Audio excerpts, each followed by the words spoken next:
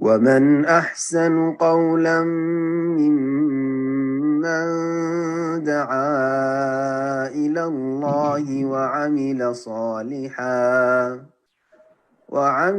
صالحا وقال إنني من المسلمين. আসসালামু আলাইকুম শাইখ, বাংলাদেশ থেকে বলছিলাম। ওয়ালাইকুম আসসালাম রহমতুল্লাহ বরকাত। বলেন।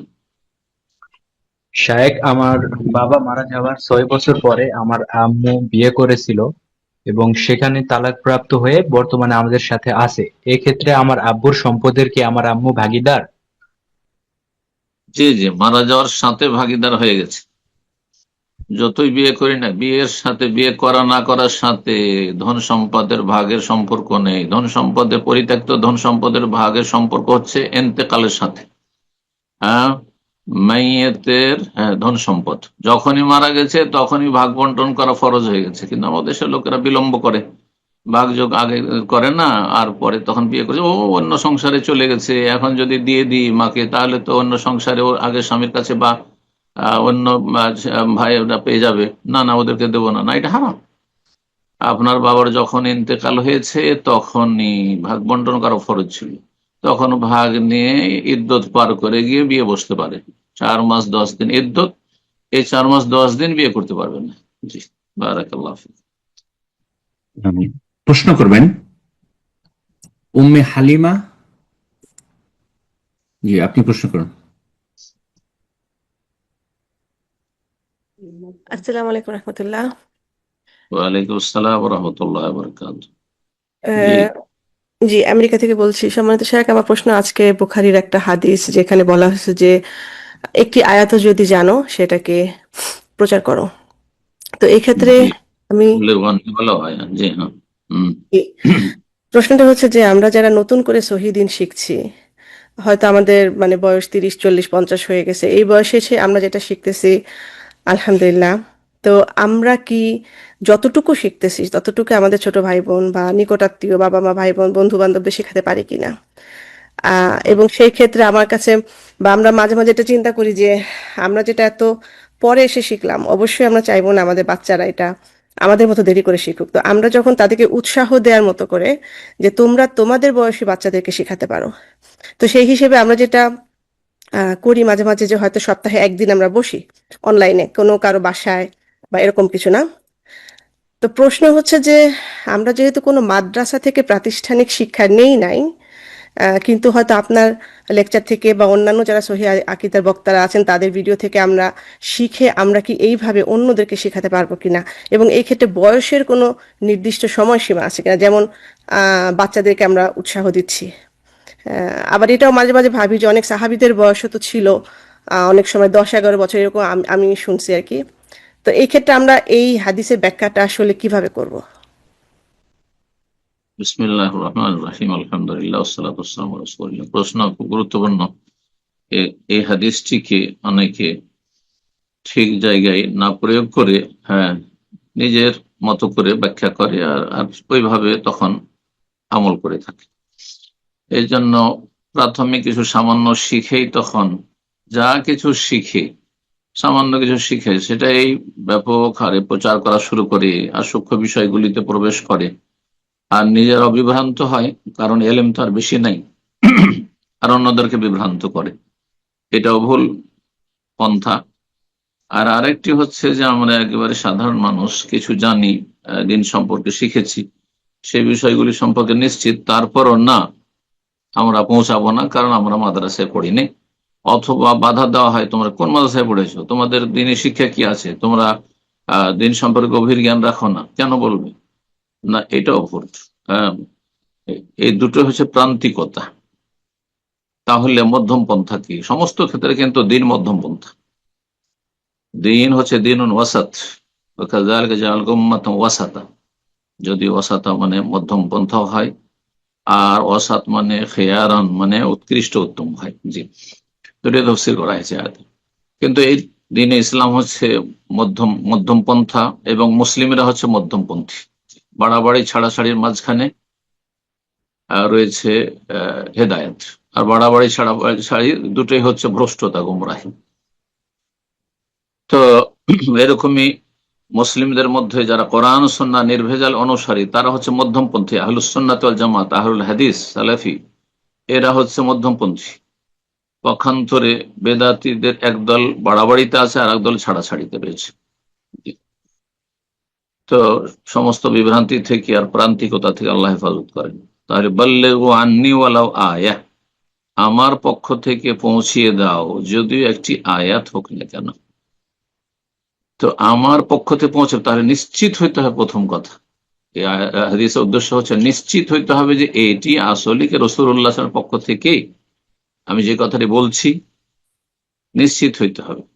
তো নিশ্চিত হওয়ার জন্য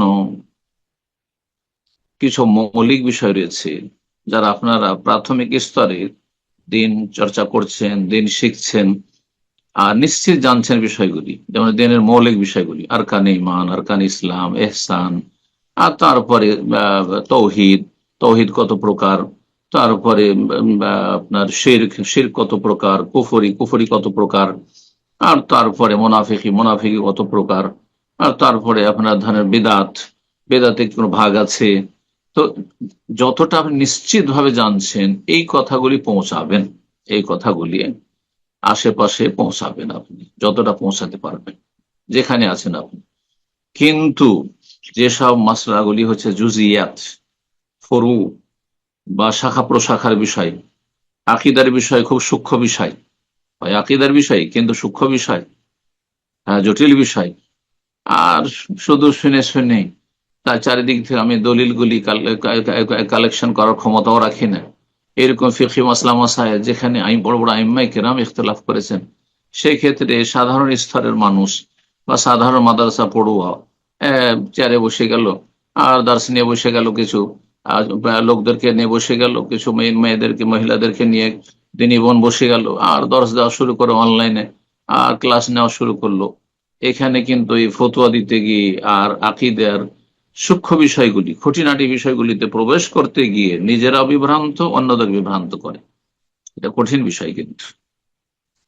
তো যার ফলে আমি যেটা বলবো সেটা হচ্ছে, যেগুলো সুস্পষ্ট বিষয়, যেমন আমি কিছু উদাহরণ দিলাম, ইসলামের মৌলিক বিষয়গুলি, এগুলি আপনাদের জানা আছে, আর এগুলি সম্পর্কে কোনো সন্দেহ নাই আপনার, ইয়াকিন আছে, ইলমুল ইয়াকিন, তাহলে সেগুলি প্রচার করুন না।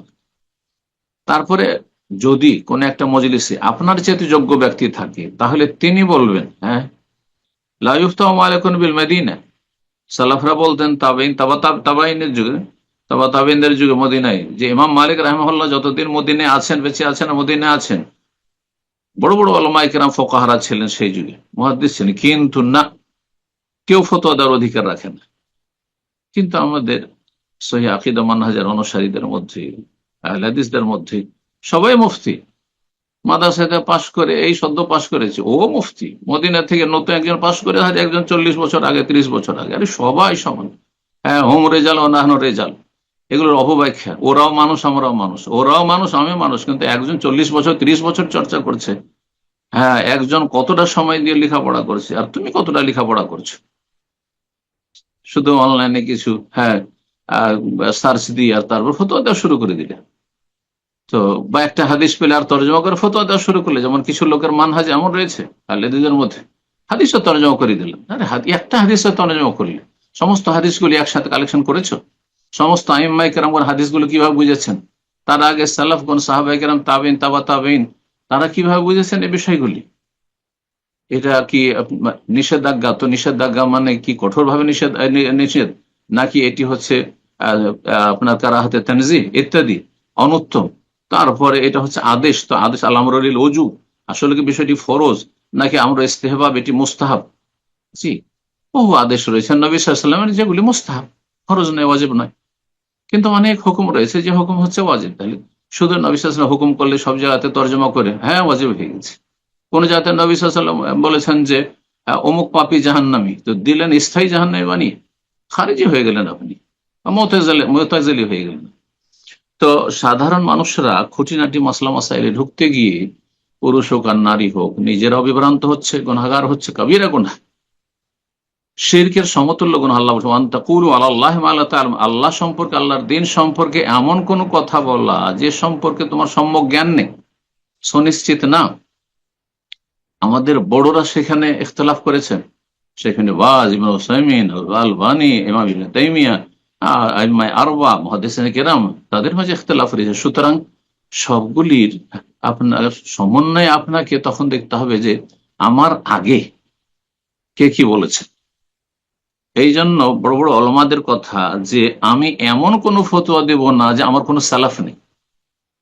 আবু হানিফাও বলেননি, শাফিও বলেনি, মালিকও বলেনি, আহমদও বলেনি, ইবনে তাইমিয়া বলেনি, শেখ ইবনে বাজ বলেনি, ইবনে উসাইমিনও বলেনি, আলবানী বলেনি, আর আপনি নতুন কথা নিয়ে চলে আসলেন। হ্যাঁ, আল্লাহ ফতোয়া আমাদের সমাজে রয়েছে।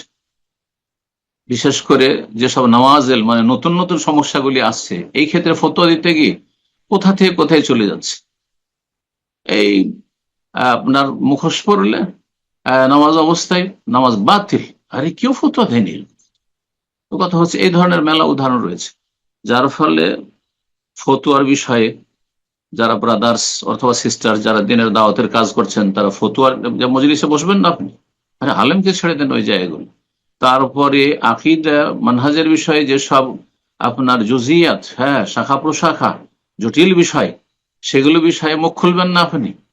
হ্যাঁ, বড়দের কাছে পাঠিয়ে দেন। ওয়ালাউ রাদ্দুহু ইলা রাসূলি ওয়া ইলা উলিল আমরি মিনহুম লাআলিমাহু আল্লাযীনা ইসতামবিতুনাহু মিনহুম, আল্লাহ বলেছেন কোরআনে কারিমে, তারা যদি হ্যাঁ ওয়ালাউ রাদ্দুহু ইলা রাসূলি ওয়া ইলা উলিল আমরি মিনহুম, রাসূল সাল্লাল্লাহু আলাইহি ওয়াসাল্লামের দিকে ফিরিয়ে দিত, কোরআন হাদিসের দিকে ফিরিয়ে দিত, আর যদি বড় বড় উলামায়ে কেরামের দিকে মাসলাগুলি ফিরিয়ে দিত, তাদের হাওয়ালা করে দিত, তাহলে লাআলিমাহু আল্লাযীনা ইসতামবিতুনাহু মিনহুম, তাহলে যাদের ইস্তিমবাতের কোরআন সুন্নাহর গভীর গবেষণা করে ফতোয়া দেওয়ার যোগ্যতা রয়েছে, তারা সেগুলির সঠিক উত্তর দিতে পারত। আর ইখতিলাফ তখন কম হইত, কলহ বিবাদ কম হইত, ধর্মীয় দূরত্বগুলি কম হইত, এত ফিরকে আর এত ফিতনা তৈরি হইতো না। ইখতিলাফে মাসলা মাসাইলে ফিতনা শুরু হয়ে যাচ্ছে, যখন এরকম সিজন গুলো আসছে তখন ফিতনা শুরু করে দিচ্ছে সোশ্যাল মিডিয়াতে। আল্লাহ হেফাজত করুন। এই জন্য বলছি খুব সংক্ষেপে, আবার আসল কথা দিয়ে ফিরে আসি, যে আপনারা খুঁটিনাটি বিষয় যাবেন না। এইরকমই আপনাদের ছেলে মেয়েরা যেগুলো নিশ্চিত জানছে আর কানে ইমান কয়টি, আর কানে ইসলাম কয়টি, এহসান কাকে বলা হয়, ইত্যাদি ইত্যাদি, তৌহিদ কত প্রকার, এগুলো তো ঠিক আছে। কিন্তু আল্লাহ রাব্বুল আলামিনের আপনার মেলা সিফাত সম্পর্কে, যেসব সিফাত সম্পর্কে অনেক বড় বড় আলেমদের কাছে অস্পষ্ট থেকে গেছে বা ইখতিলাফ করেছে, তখন আপনি সতর্ক সাবধান ওইসব ক্ষেত্রে বলতে গিয়ে। জি, বারাকাল্লাহু ফিক। আমিন। আর এই পর্যায়ে প্রশ্ন করবেন রিয়াজ আলী। জি, আপনি প্রশ্ন করুন। আসসালামু আলাইকুম রহমতুল্লাহ বারকাত। ওয়ালাইকুম আসসালাম ওয়া রাহমাতুল্লাহি ওয়া বারাকাতুহু। জি, পশ্চিমবঙ্গের কোচবিহার ডিস্ট্রিক্ট থেকে বলতেছি। বলেন। শাইখ বলতেছি, দুইটা হিন্দু বোন আছে না, ওরা 6 হুম বছর আগে ইসলাম ধর্ম গ্রহণ করেছে গোপনে। হুম তো বর্তমান তো ওদের বাড়ি থেকে আর কি চাপ দিচ্ছে বিয়ের জন্য। তো এখন ওরা কি বাড়ি থেকে বের হয়ে যেতে যাচ্ছে, 23 তারিখে মনে হয় বের হবে, এরকম বের হয়ে যাবে কোথায় সেটাও আর কি জানে না। এখন ভাবতেছে অনেক বিপদ হবে, পুলিশ টুলিশ ধরবে, কোথায় কি করবে। তো বলতেছে অভিভাবক ছাড়া কি এখন বিয়ে করে নিতে পারবে? আল্লাহ অন্য হেফাজত করুন। মুসলিম কাজীর কাছে, মুসলিম কাজী যারা রেজিস্টার্ড আছে তারাই অধিকার রাখে, তাদের যেহেতু রেজিস্ট্রেশন আছে বিয়ে পড়াবার, তাদের কাছে গিয়ে বিয়ে পড়েনি, অথবা উকিল, আদালতে যে উকিল রয়েছে তাদের কাছে গিয়ে অ্যাফিডেভিট করে বিয়ে পড়াতে পারবে। জি, মুসলিম যেসব লয়ার রয়েছে তাদের মাধ্যমে। যেহেতু ন্যায্য অধিকার রয়েছে, ধর্ম চয়েস করার অধিকার রয়েছে সংবিধানে, সুতরাং এই ক্ষেত্রে আইনে যতটা বৈধতা আছে সেই হিসাবে করবে। আর শরীয়তের বিধান হচ্ছে যে যার কোনো ওলি নেই তার ওলিফা সুলতান ওলি মাল্লা ওলি আল্লাহ, যেসব মেয়েদের কোনো অভিভাবক নেই, বাবা কাফের অথবা নেই, ভাই কাফের অথবা নেই, তাহলে সুলতান ওলি মাল্লাহ, সুলতান শাসক, শাসকের প্রতিনিধি হচ্ছে রেজিস্ট্রার্ড কাজী, যাদেরকে বিয়ে পড়াবার দায়িত্ব দেওয়া হয়েছে, তারা এই বিয়েগুলি পড়িয়ে দিতে পারবে। জি, আল্লাহ হেফাজত করো মুসলিম ভাই বোন। আমিন। প্রশ্ন করবেন আদিল, আপনি প্রশ্ন করুন। আসসালামু আলাইকুম রহমতুল্লাহ। শেখ, আমি আদিল বলছিলাম সিলেট থেকে। রহমতুল্লাহ বরকাতুহু। জি, জি, আমি আদিল বলছিলাম সিলেট থেকে, সিলেট বাংলাদেশ থেকে। বলেন বলেন। শেখ, যদি কোনো ব্যক্তির মধ্যে ইমান ভঙ্গের কারণগুলা অনেক দিন থাকে, ধরেন 5-6 বছর থাকে, এবং সে ব্যক্তি পাশাপাশি নামাজও পড়ে না, 2 ঈদের নামাজেও যায় না, জুম্মাতেও যায় না, এবং সে যদি আপনার একসময় সে বুঝলো যে তার নামাজ পড়া উচিত, মানে এই দিনের বিষয়গুলো পালন করা উচিত, সে তওবা করে ফিরে আসলে তার কি ইমান কি ফিরে আসে তওবা করে ফিরে আসলে? হম মানে এমন ব্যক্তি যে কোনো কিছুই করতো না, কোনো সালাত পড়তো না, অথবা অবিশ্বাসী ছিল, নাস্তিক ছিল, যদি ফিরে আসে তো তাহলে তার কি তওবা কবুল হবে, মানে সুযোগ আছে, এটাই জিজ্ঞাসা?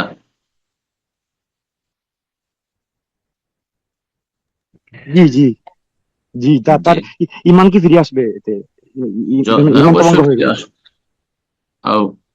আবু জাহালের সাথী সঙ্গী বহু লোক ছিল যারা ইসলাম গ্রহণ করেছে দীর্ঘ ইসলামের শত্রুতা করার পর। ইসলামের শুধু নয়, বরং ইসলামের প্রথম যুগে, স্বর্ণ যুগে রাসূলুল্লাহ জীবদ্দশায় রাসূলুল্লাহ সাল্লাল্লাহু আলাইহি ওয়াসাল্লামের বিরুদ্ধে লড়াই করেছে।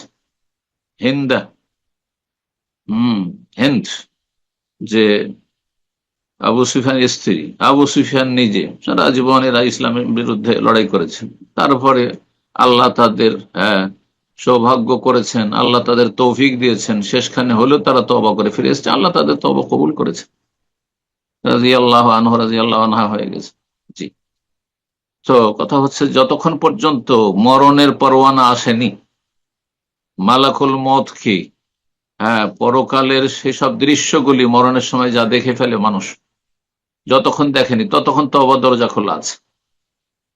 ইউকবালু তাওবাতুল আবদে মা লাম ইউগারগির, বান্দার তওবা, মানুষের তওবা অতক্ষণ পর্যন্ত কবুল হয়, যতই বড় অপরাধ করুক না কেন, শিরকের অপরাধ করুক, খুনের অপরাধ করুক, ব্যভিচারের অপরাধ করুক, সমকামিতার অপরাধ, যে কোনো অপরাধ থেকে ফিরে আসতে পারে। নাস্তিক হোক, আর মুশরিক হোক, আর বেদিন বেনামাজি হোক, যাই হোক না কেন, তওবার রাস্তা সবার সামনে খোলা, যতক্ষণ মা লাম ইউগারগির, আত্মা তার কণ্ঠনালী পর্যন্ত আসেনি, অর্থাৎ মৃত্যুর মুহূর্ত ঘনিয়ে আসেনি, পরকালের দৃশ্যগুলি এখনো দেখেনি, হুঁশ আছে এবং সজ্ঞানে আছে, আর যদি তওবা করে, এখন আমি তওবা করছি খালেস অন্তর থেকে, আর লা ইলাহা ইল্লাল্লাহ পড়ছি, শুধু মন্ত্র লা ইলাহা ইল্লাল্লাহ নয়, অন্তর খালেস অন্তর থেকে তওবা করে আমি লা ইলাহা ইল্লাল্লাহ পড়ছি, তো ইন্নাল্লাহা ইয়াগফিরুয যুনুবা জামিআ। আল্লাহ বলেন, কুল ইয়া ইবাদিয়াল্লাযীনা আসরাফু আলা আনফুসিহিম, হে নবী তুমি আমার বান্দাদেরকে বলে দাও যে আল্লাহ বলছেন, হে আমার বান্দারা, ইয়া ইবাদিয়াল্লাযীনা, আল্লাহর বাণী, আসরাফু আলা আনফুসিহিম, যারা সীমা লঙ্ঘন করেছো, সীমা লঙ্ঘন, যে কোনো সীমা লঙ্ঘন করেছো, অন্যায় করেছো, লা তাকনাতু মির রাহমাতিল্লাহ, আল্লাহর রহমত থেকে তোমার নিরাশ হইও না, হতাশ হইও না। ইন্নাল্লাহা ইয়াগফিরুয যুনুবা জামিআ, সমস্ত গুনাহ আল্লাহ মাফ করতে। যেখানে আল্লাহ বলেন ইন্নাল্লাহা লা ইয়াগফিরু আন ইউশরাকা বিহি, অনেকে এই বুঝতে গিয়ে ভুল করে দেয়, আল্লাহ যে বলেন শিরকের গুনাহ মাফ হবে না, হ্যাঁ, শিরকের গুনাহ নিয়ে যদি আল্লাহর কাছে চলে যায়, মরে যায়, তাহলে মাফ হবে না। বড় শিরকের গুনাহ নিয়ে মাজারে সিজদা করে, প্রতিমাকে সিজদা করে, গাছকে সিজদা করে, তৃতীয়বাদে বিশ্বাসী হয়ে ওই অবস্থায় মরে গেল, লা ইয়াগফিরু আন ইউশরাকা, যতই ভালো কাজ থাক না কেন তার, যতই মানুষের উপকার করুক না কেন, ইন্নাল্লাহা লা ইয়াগফিরু আন ইউশরাকা বিহি, কাফের মুশরিক আল্লাহ কখনো ক্ষমা করবেন না।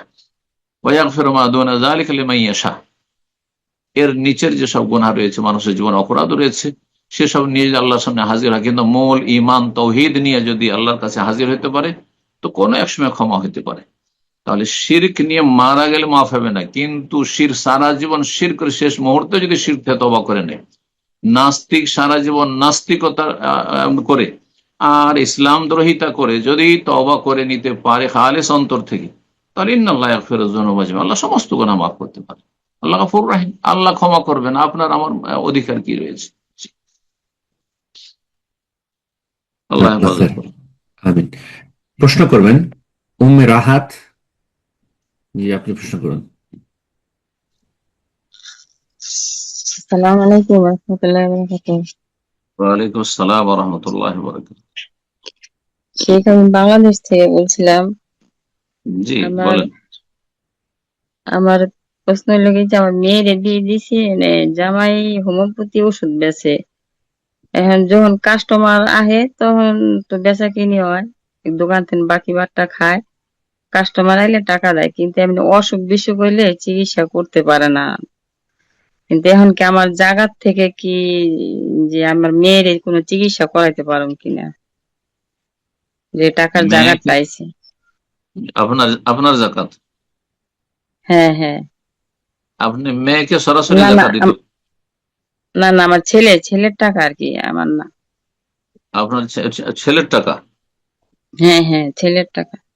মানে আপনার ছেলের টাকার উপর জাকাত বেরিয়েছে, হ্যাঁ হ্যাঁ হ্যাঁ অর্থাৎ বোনকে জাকাত দিতে পারবে কিনা, এটাই তো? হ্যাঁ হ্যাঁ বোন যদি বিবাহিতা হয় তো জাকাত দিতে পারবে। বোন তার, হ্যাঁ, তার উপর দায়িত্ব নেই ভরণ পোষণের, অবিবাহিতা নয়।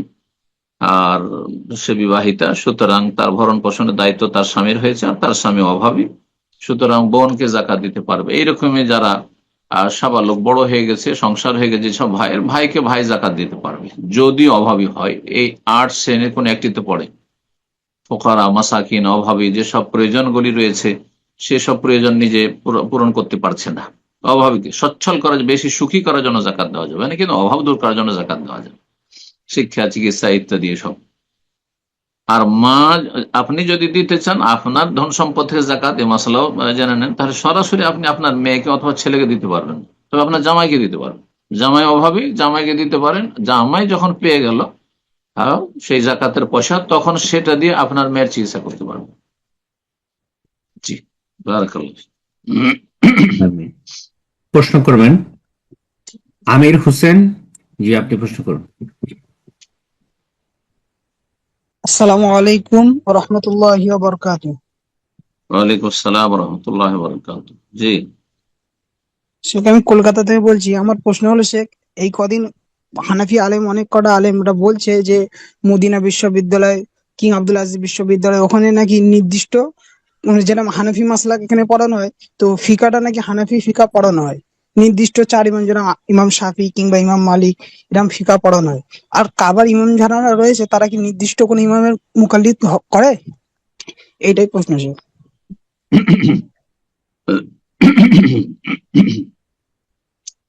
প্রশ্ন হচ্ছে যে মদিনা ইউনিভার্সিটি অথবা সৌদি আরবের যেসব ইউনিভার্সিটির ছেলেরা ইসলাম সম্পর্কে উচ্চ শিক্ষার জন্য আসে, তাদেরকে বিশেষ মজহাব পড়ানো হয়। হানাফি মজহাব পড়ানো হয়, তো একেবারে ডাহা মিথ্যা কথা। এখানে হানাফি মজহাবের শিক্ষা নেই। শুধু যদি বলে হাম্বেলি মজহাব পড়ানো হয়, কিন্তু হাম্বেলি মজহাবকে পড়ানো হয়, মানে হাম্বেলি মজহাবের ফিকা পড়িয়ে বলা হয় যে যেটি দুর্বল মশলা, বলে দেয় এটি দুর্বল মশলা। যেমন আমরা আহলে হাদিস মাদ্রাসায়, ভারত বাংলাদেশে আহলে হাদিস মাদ্রাসাতেও হেদায়া, বেকায়া, কদরি, হানফি ফিকা পড়েছি আমরা। সবগুলি কিতাব হানাফি ফিকার পড়েছি, কিন্তু আমাদের দক্ষ ওস্তাদ যারা, তারা বলে দিতেন যে এই ফতোয়াটি হাদিস বিরোধী, তো এইভাবে পড়াতে পারে। এইভাবে কোন ফিকা হানাফি, শাফি, মালিকি, হাম্বেলি যে কোনো ফিকা পড়াতে পারে। সৌদি আরবে যে পড়ানো হয় হাম্বেলি ফিকার কিতাব পড়ানো হয় ফিকের সাবজেক্ট পড়াতে গিয়ে, আর তারপরে বলে দেওয়া যে এই মতটি জয়ীফ, দুর্বল, ইমাম আহমদের বা হাম্বেলি মজহাবের, আর সহি হাদিস বিরোধী। সহি হাদিস এইটি হচ্ছে প্রাধান্যযোগ্য। তো এইভাবে পড়ানো জায়েজ রয়েছে। মদিনা ইউনিভার্সিটিতে ফিকে মোকারেন, মানে 4 মাযহাবের তুলনামূলক ফিকে পড়া হইতো। জি, এটা আমরা জানি। আমরা 4 মযহাবই পড়েছি। দেশে হানাফি মযহাব পড়ে এসেছিলাম, কিন্তু হানাফি মযহাব মানতে হবে বলে পড়ে আসেনি। একটা ফিকের ওপর দিয়ে এলেম হাসিল করতে হবে, যাতে করে ফিকের জ্ঞান হাসিল হয়, সেই জন্য পড়ায় সাবজেক্ট হিসাবে। কিন্তু দুর্বল মশলাগুলি খণ্ডন করা হয়। তো এইভাবে পড়লে অসুবিধা নেই। আর আমরা মদিনা ইউনিভার্সিটিতে এসে হানাফি, শাফি, মালিকি, হাম্বেলি 4 মযহাব তুলনামূলক পড়তাম। বিদায়াতুল মুজতাহিদ পড়ানো হয়তো এই জন্য ইমাম কুরতুবীর। আর তারপরে সেখান থেকে যেটি 4 মযহাবের ফতোয়ার মধ্যে যেটাই শক্তিশালী মত হইতো কোরআন হাদিসের আলোকে, সেটাকে প্রাধান্য দেওয়া হইতো। এটি হচ্ছে সবচেয়ে ভালো মানহাজ। আর এখানকার কেরাম, ইমামে হারাম হোক, মদিনার ইমাম হোক, তারা কোরআন সুন্নাহর অনুসারী। তারা কোনো মযহাবের অন্ধ তাকলিদ করেন না। যদি কেউ বলে তাহলে মিথ্যা বলেছে আপনাকে। কানাকা হাইকোর্ট দেখিয়েছে। হ্যাঁ, আর এরা বলবে না কেন? এরা তো ইমাম বুখারী, মুসলিম, আবু দাউদ, নাসাই, তিরমিজি, ইবনে মাজাহ এদেরকেও মযহাবী বানাইতে চেয়েছে। তারা বলে ইমাম বুখারী শাফি ছিল। মিথ্যা কথা। ইমাম মুসলিম শাফি ছিল, ইমাম আবু দাউদ হাম্বলি ছিলেন, ইমাম নাসাই অমুক ছিলেন, এইসব কথা তাদের মিথ্যা ছড়াছড়ি তাদের কিতাবাদিতে আছে বা তাদের আলোচনাতে আছে। এইসব মিথ্যা কথা বলে থাকে মজহাবিরা, কারণ মজহাবকে বৈধতা দেওয়ার জন্য এরকম কথা না বললে তো মানুষের কাছে তাদের কথার কোনো মূল্য থাকবে না। এজন্য এইরকম মিথ্যার আশয় তারা নিয়ে থাকে। আল্লাহ তাদের হেদায়েত দান করুন। জি, প্রশ্ন করবেন তারিকুল ইসলাম। জি, আপনি প্রশ্ন করুন।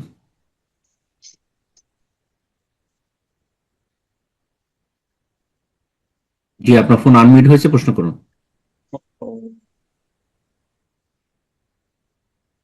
জি, আপনি ফোনটা আবার মিউট করে ফেলেছেন, তো ফোনটা আবার আনমিউট করে নিন, প্রশ্ন করুন তারিকুল ইসলাম। জি, আসসালামু আলাইকুম।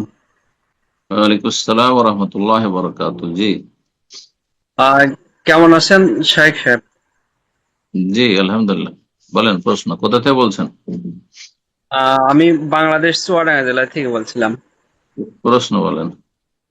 আমার প্রশ্ন, আমরা ওই যে দিনে 10 বার সূরা আল ইখলাস পাঠ করি, এই সূরা 10 বার আল ইখলাস পাঠ করলে কি জান্নাতে একটা বাড়ি তৈরি হবে? এই সংক্রান্তে একটু জানতে চাচ্ছিলাম। এই হাদিস দুর্বল হাদিস, আল্লাহু আ'লাম। জি, আপনি অনির্দিষ্ট পড়েন, এইভাবে পড়িবেন। জি, অনির্দিষ্ট পড়েন এবং শুধু সূরা ইখলাস না পড়ে গোটা কোরআন তেলাওয়াত করেন এবং অর্থ বুঝে তেলাওয়াত করেন। প্রশ্ন করবেন শাহনওয়াজ শেখ। জি, আপনি প্রশ্ন করুন। আসসালামু আলাইকুম ওয়া রাহমাতুল্লাহি ওয়া বারাকাতুহু। ওয়ালাইকুম আসসালাম ওয়া রাহমাতুল্লাহি ওয়া বারাকাতুহু। জি, বলেন। শেখ, আমি মহারাষ্ট্রে পুনে থেকে বলছি। বলেন প্রশ্ন। শেখ, আমার প্রশ্ন হচ্ছে, আমরা জানি ইসলাম হতে গেলে 3টে জিনিস লাগে: আল ইসতিসলাম লিল্লাহি বিত তাওহীদ, ওয়াল ইনকিয়াদু লাহু বিত তাআ, আল বারাআতু মিনাশ শিরকি ওয়া আহলি। ঠিক আছে?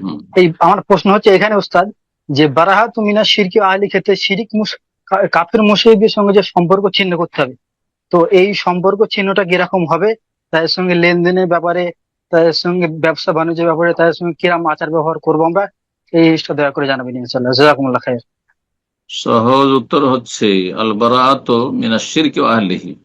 শিরক এবং শিরককারীদের বা বাতিলপন্থীদের, ভ্রান্ত মতের অনুসারীদের সাথে সম্পর্ক ছিন্ন করতে হবে। অন্তরের ভালোবাসার সম্পর্ক ছিন্ন করতে হবে, পার্থিব সম্পর্ক ছিন্ন করার কথা বলা হয়নি। এর দলিল নবী সাল্লাল্লাহু আলাইহি ওয়াসাল্লামের পুরো জীবনী, সিরাত। নবী সাল্লাল্লাহু আলাইহি ওয়াসাল্লাম ইহুদিরা এত কট্টর শত্রু ছিল, নবী সাল্লাল্লাহু আলাইহি ওয়াসাল্লামকে মারার জন্য কয়েকবার করে চেষ্টা করেছে মদিনায়, বিভিন্ন ভাবে পাথর ফেলে, পাথর নিক্ষেপ করে, আর তারপরে বিষ খাওয়িয়ে, আরো কত রকম করে, আর বিভিন্ন দিক থেকে ক্ষতি করার চেষ্টা করেছে, ষড়যন্ত্র করতেই থেকেছে। খাইবারে তাদেরকে বিতাড়িত করার পরে তারপরে সেখান থেকে তারা ষড়যন্ত্র করতে থেকেছে। তারপরেও নবী সাল্লাল্লাহু আলাইহি ওয়াসাল্লাম ইহুদিদের সাথে ব্যবসা বাণিজ্য, লেনদেন সবই কিছু করেছেন। জি, তো সুতরাং অমুসলিমদের সাথে দুনিয়ার সমস্ত আদান প্রদান করতে পারবেন, কিন্তু ধর্মীয় ক্ষেত্রে, দিনের ক্ষেত্রে আপনার সম্পর্ক ছিন্ন করতে হবে। অর্থাৎ আপনি তাদের ধর্মীয় অনুষ্ঠানে যেতে পারবেন না। আপনি চার্চেও যাবেন, আপনি মন্দিরেও যাবেন, আর মসজিদও যাবেন, এই ইসলাম আল্লাহর কাছে গ্রহণযোগ্য না। যে এক শ্রেণীর মুসলিম নেতারা এগুলো করে বেড়ায়, এটা তাদের পেটের জন্য আর গদির জন্য। হ্যাঁ, এদের ইসলাম থাকে না। জি, হ্যাঁ, এটা হারাম। এটা হচ্ছে আসলে তাদের থেকে সম্পর্ক ছিন্ন করা, মানে লাকুম দীনুকুম ওয়ালিয়া দিন। ওদের ধর্ম ওরা করবে স্বাধীনভাবে, আমাদের ধর্ম আমরা করব। আমাদের দিন হচ্ছে দিনের সম্পর্ক রবের সাথে, রাসূলের সাথে, কোরআনের সাথে, মসজিদের সাথে। আমাদের দিনের সম্পর্ক চার্চের সাথে নেই। সুতরাং এটা নয় যে তোমরা আমাদের মসজিদে আসো, আমরা তোমাদের ওখানে যাব না। এটা তো মক্কার কাফেররা চেয়েছিল। আল্লাহ ঘোষণা করে সূরা কাফিরুন, বারাআতের কথা, সম্পর্ক ছেদের কথা সূরা কাফিরুনে আল্লাহ স্পষ্ট ঘোষণা করে, লা আবুদু মা তা'বুদুন, তোমরা যার উপাসনা করো, পূজা করো, সেগুলি পূজা আমরা করব না। যে ধর্ম মানুষ সেই ধর্ম আমরা মানবো না, কিন্তু দুনিয়ার ক্ষেত্রে নবী সাল্লাল্লাহু আলাইহি ওয়াসাল্লাম তাদের সাথে আদান প্রদান করেছেন, কোনো অসুবিধা নেই। পার্থিব সম্পর্ক রাখবেন, বরং প্রতিবেশী অমুসলিম থাকলেও তাদের হক রয়েছে। জি, দেশের অমুসলিম নাগরিকরা রয়েছে, তারা সংখ্যা লঘু হোক আর সংখ্যা গরিষ্ঠ হোক, হ্যাঁ, তাদের অধিকার রয়েছে এবং তাদের সুরক্ষার দায়িত্ব রয়েছে। হ্যাঁ, তাদের ক্ষতি করা হারাম, তাদের সাথে খেয়ানত করা হারাম, বেইমানি করা হারাম, জুলম করা হারাম। মুসলিমদের যে অধিকারগুলি রয়েছে ইনসাফ সুবিচারের ক্ষেত্রে আর হক আদায় করার ক্ষেত্রে, ঠিক তেমনি অমুসলিমের কোনো পার্থক্য নেই। আমরা দুজন ওয়ার্কার আছে, কর্মচারী আছে, একজন মুসলিম আর একজন অমুসলিম, একই রকম কাজ করে, একই রকম অধিকার রাখে, কোনো পার্থক্য নেই। আপনার ধর্মীয় সম্পর্ক আছে সেটা ভিন্ন বিষয়, কিন্তু কাজের ক্ষেত্রে একই রকমের মূল্যায়ন যদি একই রকমের তাদের কাজের কোয়ালিটি হয়, এটা হচ্ছে ইসলামের সৌন্দর্য। জি, তো আল বারাআতু মিনাশ শিরকি ওয়া আহলিহি, দুনিয়ার ক্ষেত্রে সম্পর্ক ছিন্ন করতে হবে না, দিনের ক্ষেত্রে ধর্মের ক্ষেত্রে সম্পর্ক ছিন্ন করতে হবে, ধর্মীয় সম্পর্ক থাকবেন, ধর্মীয় তাদের বেশভূষা গ্রহণ করবেন না, এবং অন্তরের মিত্রতা ভালোবাসা থাকবে না। কারণ যে আল্লাহকে ভালোবাসে না, রসুলকে ভালোবাসে না, আল্লাহর আয়াত কিতাবকে ভালোবাসে না, তার ভালোবাসা আপনার জন্য আমার জন্য জায়েজ নাই। বারাকাল্লাহু ফিক। আমিন। প্রশ্ন করবেন এস কে জাফর। জি, আপনি প্রশ্ন করুন। আসসালামু আলাইকুম ওয়া রাহমাতুল্লাহি ওয়া বারাকাতুহু। ওয়ালাইকুম আসসালাম ওয়া রাহমাতুল্লাহি ওয়া বারাকাতুহু। জি শেখ, ভালো আছেন? জি, আলহামদুলিল্লাহ। বলেন কোথা থেকে প্রশ্ন? জি, আমি ইন্ডিয়া থেকে বলছি, পশ্চিমবঙ্গ থেকে, ওই পশ্চিম মেদিনীপুর থেকে বলছি। শেখ, আমার প্রশ্ন ছিল যে আহ, ওয়াসিলা ওয়াসিলা হচ্ছে, আমাকে যে বললো এখানে, বলছে যে ওয়াসিলা দিয়ে কোনো দোয়া করা যাবে কি? মোহাম্মদ সাল্লাল্লাহু আলাইহি ওয়াসাল্লামের ওয়াসিলা বা ব্যক্তির ওসিলা নেই, কোনো। কোন ব্যক্তির ওসিলা ইসলামে নেই। বেদাতি ওসিলা না হয় শিরকি ওসিলা। কোন ব্যক্তিকে কেউ যদি ওসিলা বানায় তো হয় বেদাতি ওসিলা, হে আল্লাহ তুমি নবীর ওসিলায়, ইমাম আবু হানিফার ওসিলায়, তুমি আবু বকরের ওসিলায়, ওমরের ওসিলায় আমার দোয়া কবুল করো, তাহলে এটি বেদাতি ওসিলা, আর এটি হচ্ছে হারাম, বেদাত এবং হারাম। আর যদি আর একটি শিরকি ওসিলা হচ্ছে যে আল্লাহ বড় বড় অলি আউলিয়াকে সমস্ত ক্ষমতা দায় দায়িত্ব ভাগ বন্টন করেছেন, সুতরাং আল্লাহর কাছে আর যাওয়ার দরকার নেই, কোথায় যেতে হবে, এসব ডিপার্টমেন্টে গেলে হবে। সুতরাং খাজা বাবার কাছে সরাসরি, খাজা বাবা আল্লাহর কাছ থেকে আপনি নিয়ে দেন, শাহজালাল আল্লাহর কাছ থেকে আপনি নিয়ে দেন, আপনি বড় পীর সাহেব গৌসুল আজম আল্লাহর কাছ থেকে আপনি নিয়ে দেন, তার এটা হচ্ছে শিরকি ওসিলা, কুফর। এটি কথা বোঝা গেছে? তো শরীয়ত সম্মত ওসিলা হচ্ছে তিনটি, আর সেটা কোনো ব্যক্তির ওসিলা নেই। কোনো ব্যক্তিকে মাধ্যম বানিয়ে দোয়া করা বা ব্যক্তির কাছে দোয়া করা, জীবিত হোক অথবা মৃত হোক, এইসব নাই। তবে তিনটি ওসিলা আছে ইসলামের শরীয়ত সম্মত, শুনেন ভালো করে। একটি হচ্ছে ঈমান এবং নেক আমলের ওসিলা। রব্বানা ইন্নানা আমান্না ফাগফির লানা যুনুবানা ওয়া কাফির আন্না সাইয়্যাতিনা ওয়া তাওয়াফানা। আল্লাহ, আমরা ঈমান নিয়েছি, আমাদের ঈমানের মাধ্যমে, আমাদের ইসলামের মাধ্যমে, আল্লাহ আমি সালাত আদায় করেছি, আল্লাহ আমি রোজা রাখছি, আমি কোরআন তেলাওয়াত করেছি, আমি তোমার প্রতি ঈমান নিয়েছি, তোমার রসুলকে ভালোবাসি, এগুলি হচ্ছে আমাদের ঈমান বা আমল। এর ওসিলায় আমি আল্লাহ 100 টাকা দান করলাম, এর ওসিলায় আল্লাহ তুমি আমার গুনাহ খাতা মাফ করে দাও, আমার মনের আশা পূরণ করে দাও, আমার রোগ ভালো করে দাও, আমার ছেলেকে ভালো করে দাও, এতে আমার মনের এই মনস্কামনা পূরণ করো। জি, তো ঈমান এবং নেক আমলের ওসিলা এক। 2 নম্বর হচ্ছে আল্লাহর নাম গুণাবলীর ওসিলা। হে আল্লাহ, হে রহমান তুমি রহম করো, হে গফফার তুমি মাফ করো, জি, হে রাজ্জাক তুমি আমাকে রিজিক দান করো, জি, বালা মুসিবত দূরকারী হে আল্লাহ তুমি বালা মুসিবত দূর করো, আল্লাহ তুমি শেফা দানকারী শেফা দান করো, ইত্যাদি। তো আল্লাহর নাম এবং গুণাবলীর মাধ্যমে দোয়া করা। আল্লাহুম্মা আসআলুকা বিআন্নাকা আনতাল্লাহ লা ইলাহা ইল্লা আনতা আল আহাদুস সামাদ আল্লাযী লাম ইয়ালিদ ওয়া লাম ইউলাদ ওয়া লাম ইয়াকুল লাহু কুফুয়ান আহাদ। আল্লাহর নাম এবং গুণাবলীর ওসিলা আল্লাহর কাছে দোয়া করা। ইসমে আজমের দোয়া এটি, নবী সাল্লাল্লাহু আলাইহি ওয়াসাল্লাম বলেছেন। 2 হয়ে গেল। 3 নম্বর হচ্ছে জীবিত কোন ব্যক্তির কাছে দোয়া চাওয়া, যে আল্লাহর কাছে আমার জন্য একটু দোয়া করে, আল্লাহ যেন আমার বালা মুসিবত দূর করে দেন, আমার রোগটা ভালো করে দেন, আল্লাহ আমাকে নেক সন্তান দান করে। জীবিত ব্যক্তির কাছে দোয়া চাইতে পারে, নেক লোকের দোয়া, বাবার কাছে দোয়া চাইলেন, মায়ের কাছে দোয়া চাইলেন, আত্মীয় স্বজন মুসলিম ভাই বোনদের কাছে দোয়া চাইলেন, অথবা আপনি কোনো ভালো জ্ঞানী মানুষ, আলেম মানুষ, পরিষ্কার মুত্তাকি মানুষের কাছে দোয়া চাইলেন, কিন্তু জীবিত, মৃত নাই। জি, কেউ যদি এসে বলে, হ্যাঁ যে ইয়া রাসূলুল্লাহ আমার জন্য একটু দোয়া করে দেন, তাহলে হারাম, এটি হারাম, জায়েজ না। কিন্তু জীবিত মানুষের কাছে থেকে দোয়া চাইতে পারে। নবী সাল্লাল্লাহু কোন সাহাবী বলেন ইয়া রাসূলুল্লাহ, হ্যাঁ আপনি আমাদের জন্য দোয়া করেন যাতে করে আমাদের অনাবৃষ্টি দূর হয়, না। বরং তার চাচা আব্বাসের কাছে দোয়া চাইছেন। নবী সাল্লাল্লাহু আলাইহি ওয়াসাল্লামের নিকট আত্মীয় স্বজন ওমর বলেছেন আপনি দোয়া করেন, আমরা আমিন বলি, আপনার দোয়া কবুল হবে। জুনিয়র সিনিয়র জুনিয়র কাছে দোয়া চাইতে পারে, জুনিয়র সিনিয়র কাছে দোয়া চাইতে পারে। তাহলে জায়েজ শরীয়ত সম্মত ওসিলা হচ্ছে এই তিনটি, মনে রাখবেন। বারাকাল্লাহু ফিক। করবেন শাহনাজ করিম, জি আপনি প্রশ্ন করুন।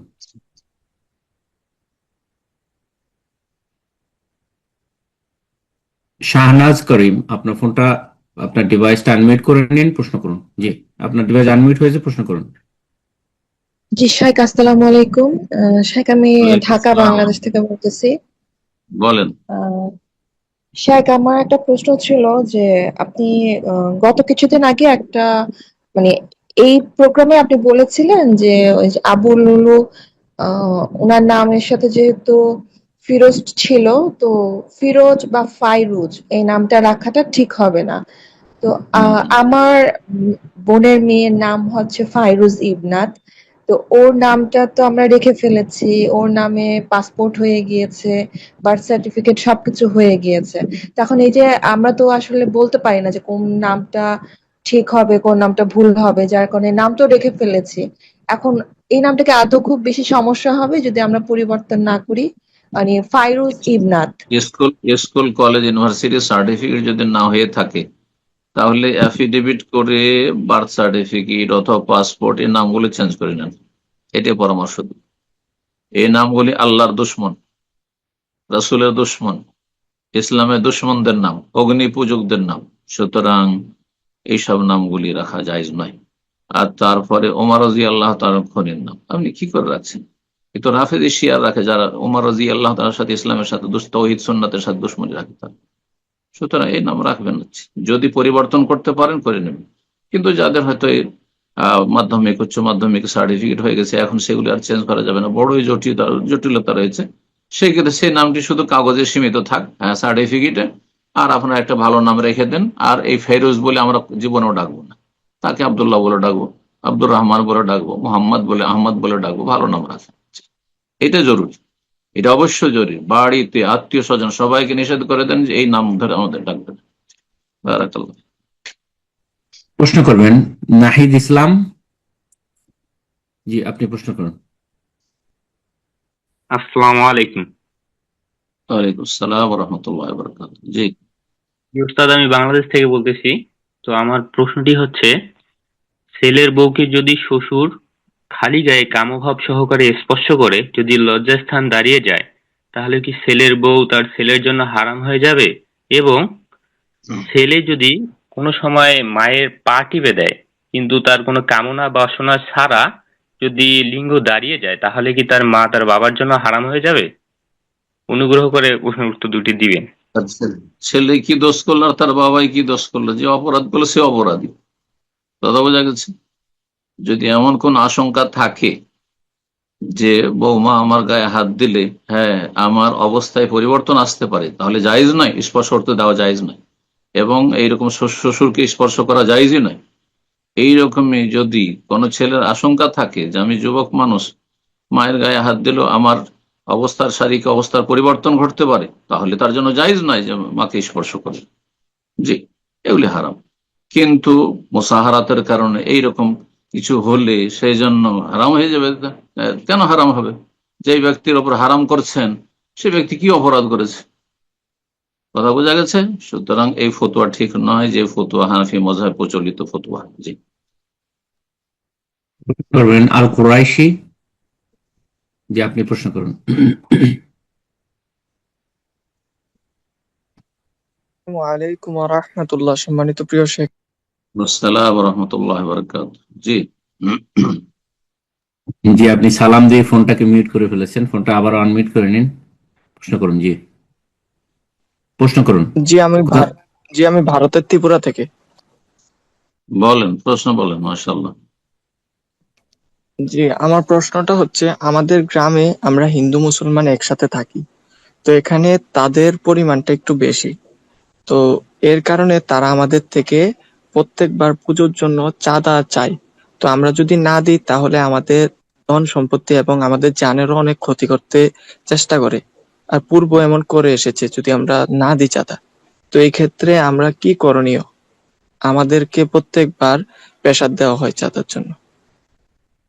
ভারতে এর আইন হচ্ছে, সংবিধান হচ্ছে যে ধর্মীয় আচার অনুষ্ঠানের জন্য অন্য ধর্মাবলম্বীর কাছে চাঁদা চাওয়া বৈধ নয়। চাঁদার জন্য ফোর্স করা বৈধ নয় আইনত, অবৈধ কাজ, এটি অন্যায় কাজ। সুতরাং তারা অন্যায় কাজ করছে, হ্যাঁ, সংবিধান বিরোধী কাজ করছে, দেশের আইন বিরোধী কাজ করছে, জালেম তারা, এক কথায়।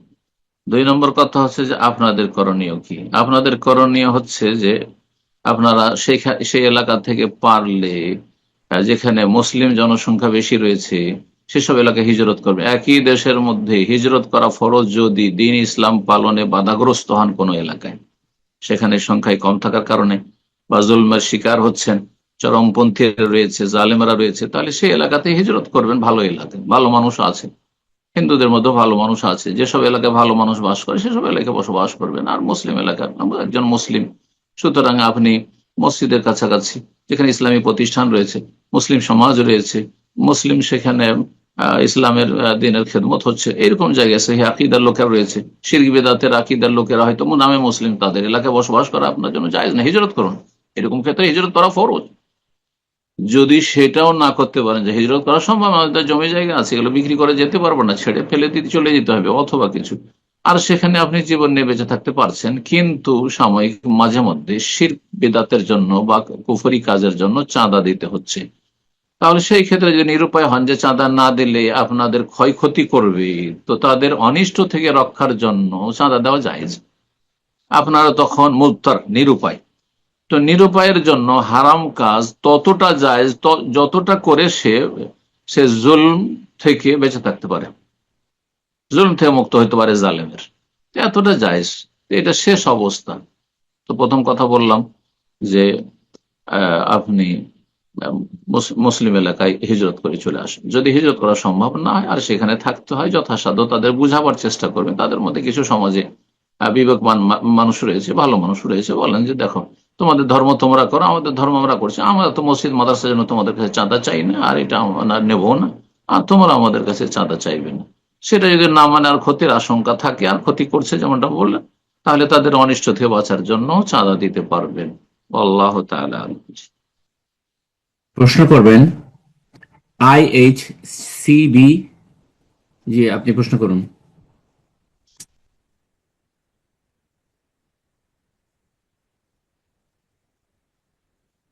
আসসালামু আলাইকুম রহমতুল্লাহি ওয়া বারাকাতুহু।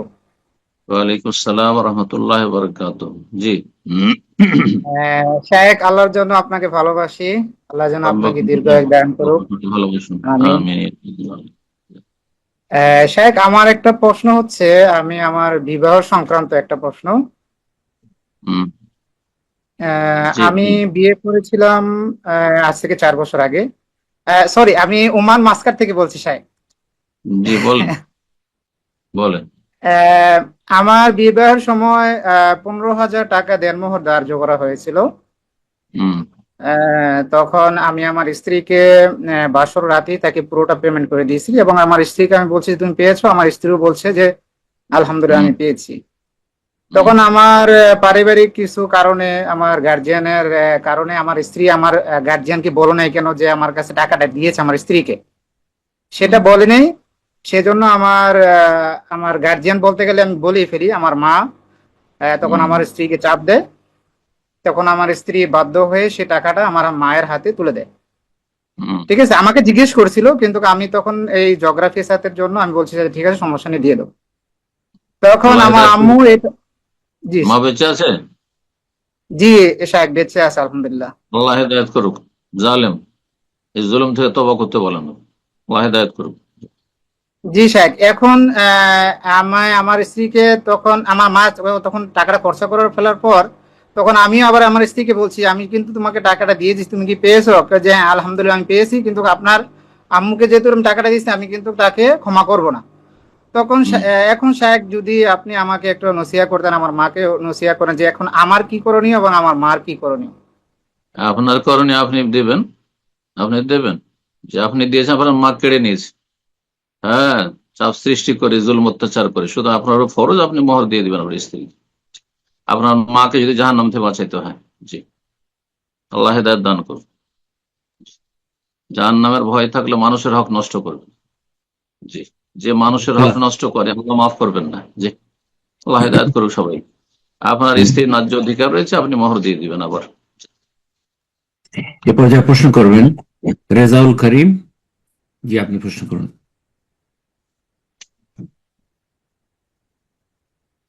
রেজাউল করিম, আপনার ডিভাইসটা আনমিউট করে নিন, প্রশ্ন করুন। স্টপ।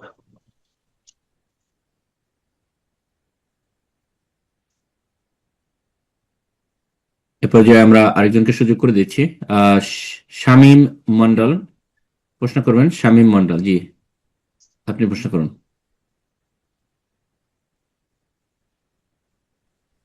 আসসালামু আলাইকুম স্যার। আমি ইন্ডিয়ার জি, জোরে আওয়াজ শোনা যাচ্ছে না। পশ্চিমবঙ্গ থেকে বলছি। শোনা আপনার যাচ্ছে না। সাউন্ডটা ক্লিয়ার হচ্ছে না, আপনি সম্ভবত একটু বাইরে কোথাও আছেন, একটু মাইকটা কাছে নিয়ে কথা বলুন। জি আসসালামু আলাইকুম। আমি জি জি, ইন্ডিয়ার ওয়ালাইকুম সালাম। বলেন। বলছিলাম, আমার একটা বিবাহ সম্পর্কে প্রশ্ন ছিল। শোনা যাচ্ছে না, শোনা যাচ্ছে না। আমি মোটামুটি 7 বছর আগে পালিয়ে, মানে কিছুই বোঝা যাচ্ছে না। শামীম মন্ডল, আপনার সাউন্ডটা অস্পষ্ট, তো আপনার মাইক্রোফোনটা একটু চেক করে নিন। সম্ভবত আপনি একটু বাইরে কোথাও আছেন, তো ইনশাল্লাহ আপনাকে আবার সুযোগ করে দিচ্ছি, আপনি একটু মাইক্রোফোনটা চেক করে নিন। তো এই পর্যায়ে প্রশ্ন করবেন আল আমিন। জি, আপনি প্রশ্ন করুন।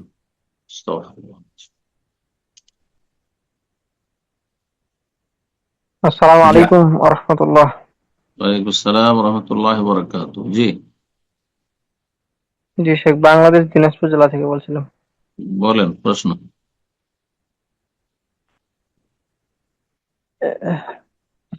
শেখ, ফরজ সালাতের পর আয়াতুল কুরসি ও সকাল সন্ধ্যা সাইদুল ইস্তেগফার পড়ার যে ফজিলত রয়েছে তা কত সময় পর্যন্ত সীমাবদ্ধ থাকে? এবং ফরজ সালাতের পর সকাল সন্ধ্যা সূরা নাস, ফালাক, ইখলাস পড়ে শরীরের সকল জায়গায় হাত বুলানো কি সুন্নাহ বা এর ফজিলত রয়েছে কি? জানাবেন ইনশাআল্লাহ। ফরজ সালাতের জিকির হয়, ফরজ সালাতের জিকির হলে ফরজ সালাতের পরেই করতে হবে মজলিসে বসে, অথবা কাজ থাকলে হাঁটতে হাঁটতে করে নেন, কিন্তু ফরজ সালাতের পর যদি সুন্নাত পড়ে নেন তারপর আর জিকিরের সময় নেই। বোঝা গেছে না? আয়াতুল কুরসি পড়ার সময় নেই, যে ফরজের সাথে সাথে সুন্নাত পড়ে নিলেন আর পরে তখন জিকির আজকার করছেন ফরজ সালাতের, না, এটা হবে না। তবে কাজ থাকলে আপনি উঠে গেছেন, ফরজ সালাত পড়ার পরে হাঁটছেন বা গাড়ি চালাচ্ছেন, আর তারপরে বা গাড়িতে বসে আছেন, তারপরে জিকির আজকার করছেন, তাও চলতে পারে। এক কথায় ফরজ সালাতের সাথে সম্পৃক্ত থাকতে হবে, রিলেটেড হইতে হবে। আর কি প্রশ্ন করছিলেন একরকম? হ্যাঁ, আরেকটি বিষয় যে জি, সূরা নাস ফালাক পড়ার পরে যে ফু দিয়ে হাত নামাজ বুলিয়ে পড়ার পরে যে গোটা শরীরে হাত ফেরা নামাজের পরে, এটা বিদাত, এটি বিদাত। ঘুমাবার আগে সুন্নাত। আর মসজিদে অনেক লোকদেরকে দেখা যায় আমাদের হানাফি ভাইদের যে মাথা থেকে শুরু করে গোটা হাত পায়ে হাত হাত বুলাই, ওই সব সূরা পড়ে বা যে কিছু পড়েই করুক না কেন, হ্যাঁ, এটি বেদাত, জায়েজ নয়, গুনার কাজ। সো আবার সুযোগ করে দিয়েছি শামীম মন্ডল। জি, আপনি ফোনটা আনমিউট করে নিন, প্রশ্ন করুন। আসসালামু আলাইকুম। জি, আপনার সাউন্ডের অবস্থা একই আছে, এখনো কোনো পরিবর্তন হয়নি, তো আপনি আবার চেষ্টা করুন, ওয়ান মোর টাইম ইনশাআল্লাহ। জি, আরেকবার চেষ্টা করুন। শামীম মন্ডল। আসসালামু আলাইকুম সাহেব। অন্য কাউকে দেন, হচ্ছে না ওনার। জি, শামীম মন্ডল ভাই, আপনার ফোন, জি আপনার সাউন্ড শোনা যাচ্ছে না, তো ইনশাআল্লাহ আমরা এ পর্যায়ে আবারও একটু সুযোগ করে দিচ্ছি রেজাউল করিম, জি আপনি ফোনটা আনমিউট করেন, প্রশ্ন করুন।